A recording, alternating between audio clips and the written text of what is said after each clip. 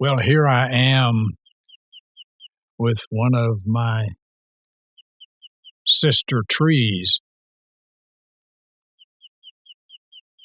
who which was greatly impacted by the storm.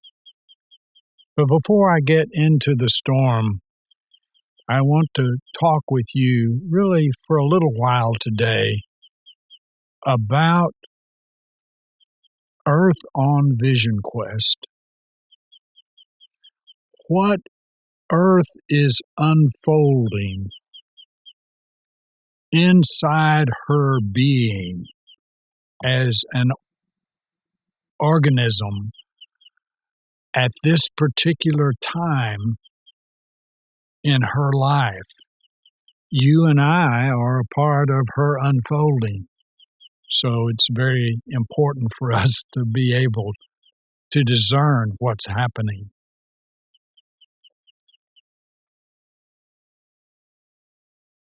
I said last time that we talked in this particular mode that I was discovering that all of these years I've thought about vision quests as being primarily about the quester seeing something, having a vision, feeling something, hearing something.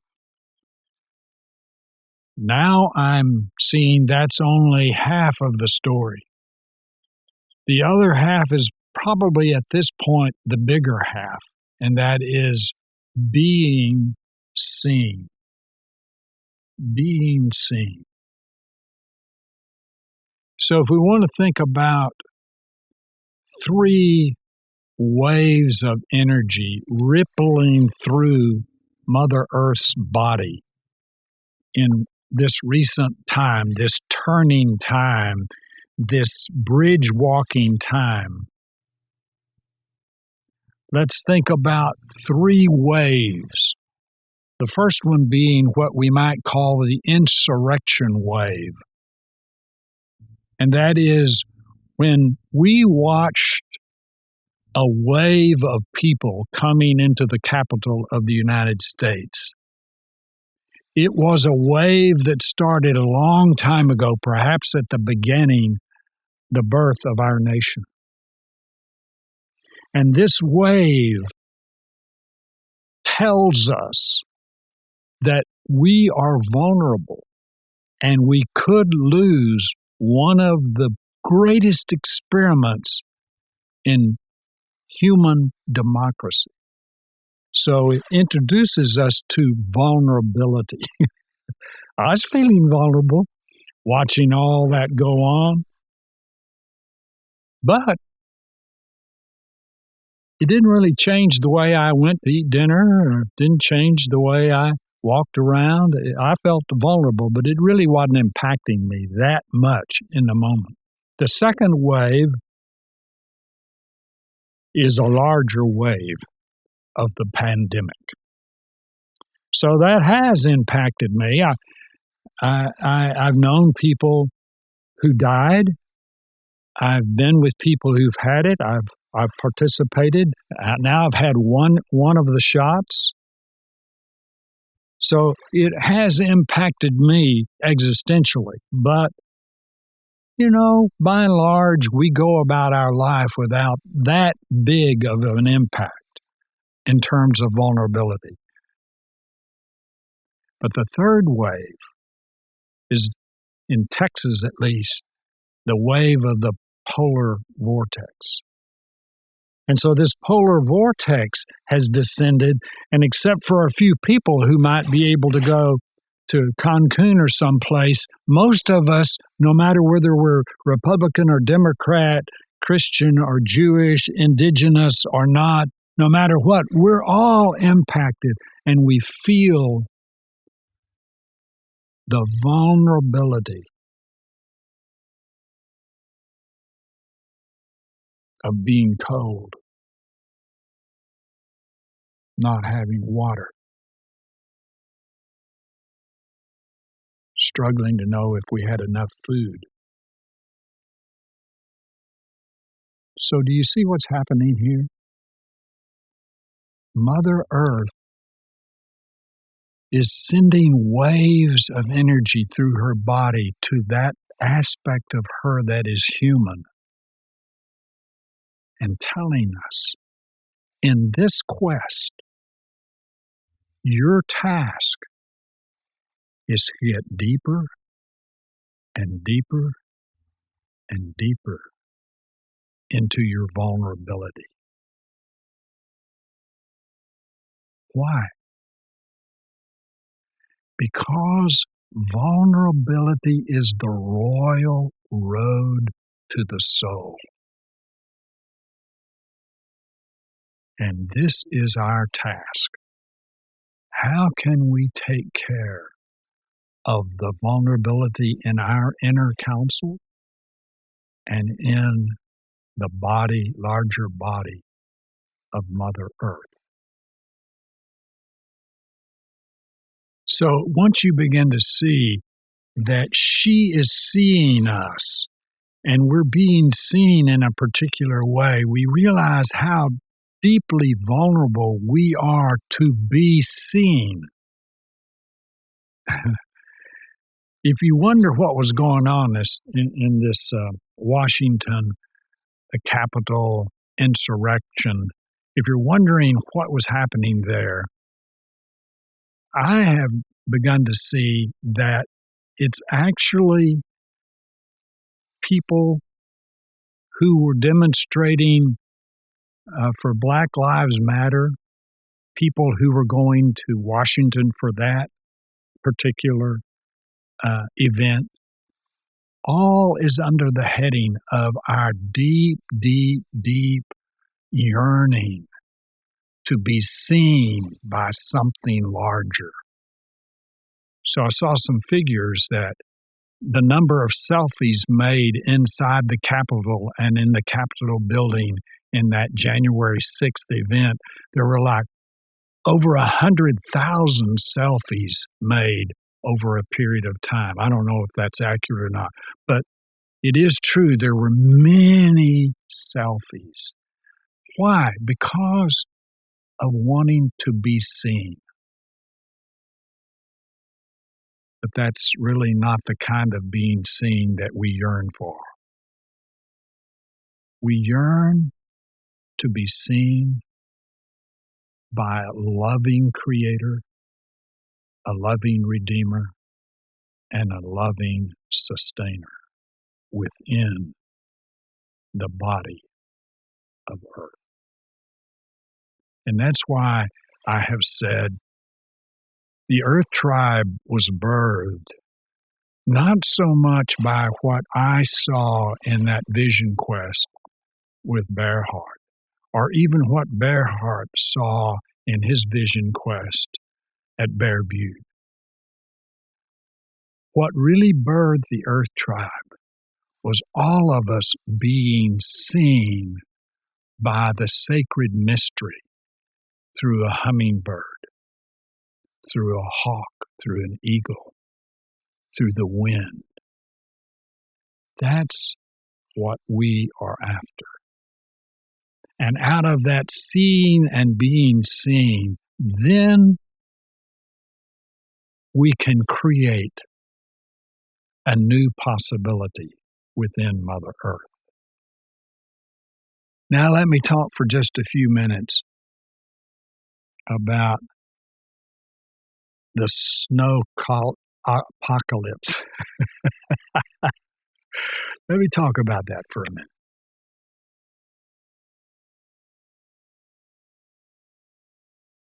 The first thing I want to say about it is that I was introduced in a very fundamental way to the basic identity of Earth and her spin. Here's a fact of astrophysics. This planet Earth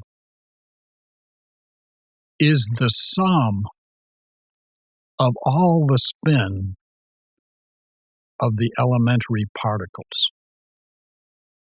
So the spin of the elementary particles becomes the spin of the Earth, and the spin of the Earth produces the polar vortex. And in North America, that is a counterclockwise spin, just the same as a hurricane. And what you're looking at right here is one of my favorite trees who was spun by the winds here in this ecofield we call Flying Buffalo. And what is happening with that spin? Here is what I think Mother Earth is doing with her vision quest with spin.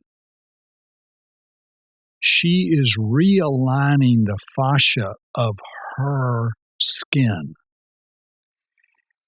And this means there's different kinds of spins, vortices happening across her body. Her vision quest is a realigning of her body and the spin of her body. And we can look for different places where you live where the spin might be happening. It's really been happening here at Flying Buffalo. And more than one person has come after the storm passed and gotten dizzy as they came on this land here. Because I think there is a spin happening of power and possibility throughout her body. And a part of our task will be to identify where this spin is happening and how we can benefit from it. If you're flowing, and I'm going to get to flow in a moment, but if you're flowing down the river and you get into a whirlpool, that's another vortex. And that's not necessarily a, quote, bad thing. It's only bad if you get trapped in the vortex. But also, seasoned kayakers know that the whirlpool, the vortex, can spin you out and give you great momentum going down the river. And so in these power places that are being realigned, we can expect that if we can locate ecofields where the spin is happening, and the prayers and the sweating and the love and everything that has occurred in this particular web of ecofields was already creating a spin, and along came this polar vortex and spun us around even more. Really turned my head around, I'll tell you that. I was just talking with Jeff Caldwell a few minutes ago, and we were talking about over a period of time, because we had no power, we had no water. So I had to find a way to have latrine duty over a 7-day period. I'm not even going to go into that, but it was not pleasant. And I thought about the first 10 years that we were vision questing.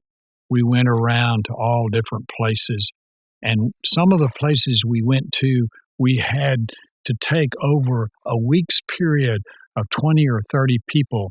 We would take the latrine operation, and we had all of that effluent in black cordite bags, and we would have to hike out sometimes as much as 2 miles carrying these bags to dispose of them in a sustainable way.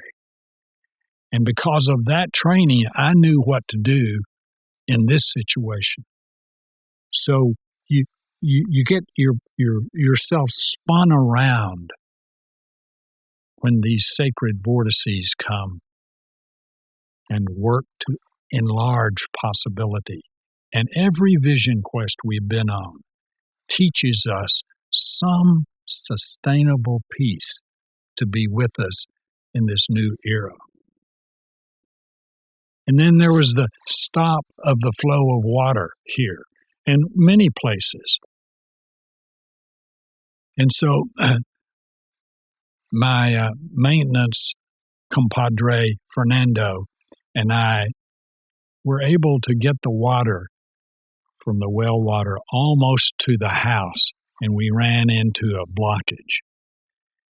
And we had a beautiful experience in unblocking the flow of the water. We needed a piece of equipment in order for that to flow through. Last Sunday, during the Spirit Lodge, Judith and I still had no water. And during the Spirit Lodge, I was asking for help. And you remember we had a pipe ceremony, and Judith and I sang the pipe song, and Mark and Jody smoked the pipe and then touched all of us. And after it was over, I felt stronger and more enlarged in my consciousness.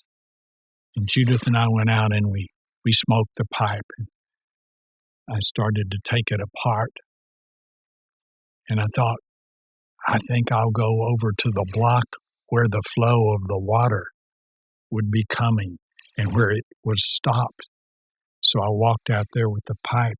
I had the bowl in my hand and I tapped my palm.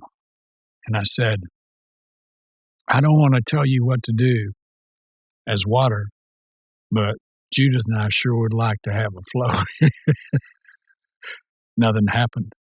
I tapped again and I said, well, nevertheless, not my will, but maybe a larger will be done. Nothing happened. And then the third time I tapped and tobacco came out onto the ground where we thought the block was. And just at that very moment, Fernando came up in his truck, held his hand out the window, and he said, I found the part. I found the part. And he got out of his truck and we talked, and I was sharing with him how I had tapped the tobacco. And he said, you know what? Just before I left the house, my wife asked me to have a prayer, and she prayed that I would be a blessing to someone today. And so your prayers and my prayers, though from different spiritual traditions, join together to get the flow of the water into your house. This whole polar vortex, the pandemic, the insurrection, it's all about unclogging the flow. And the flow is bringing us the Peacemaker. I want to close with a dream I had last night. In this dream, I was on a vision quest of sort, and I was looking down an open, beautiful open area. Could have been a ski run, or it could have been a golf course fairway. There's a way with dreams and vision quest. You get lots of interesting juxtaposition. And so in the dream, I hit a ball and it went off toward the north in this particular arrangement. And another one. And I looked out there and I thought, oh, wow, I can't see exactly what that is. It's not what I thought it was. And so I got into an electric vehicle and I'm driving down this open area and I look off to the left and I see it's an abyss, a vast wilderness of canyons with white cliffs. And I walk over to the edge and I look over to the edge, over the ledge, and out of the abyss comes a black woman who's ageless. She comes closer to me,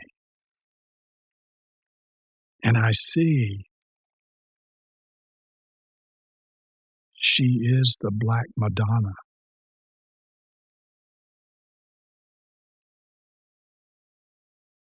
And she says, "Are you hunting for a white sphere?" And I say, "Yes." And she reached down and picks up a white sphere. It's a little dirty, but it has written across it number 3 and number 4, Max Fly. And she pitches it up to me, and I catch it, but when I see she pitches it, I see her arms are injured because she's been suffering.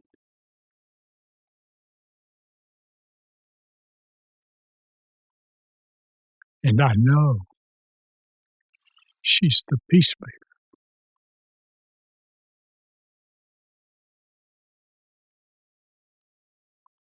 And that's what the quest is about. Mother Earth is giving us the peacemaker. And we are the peacemakers we have been waiting for. Aho.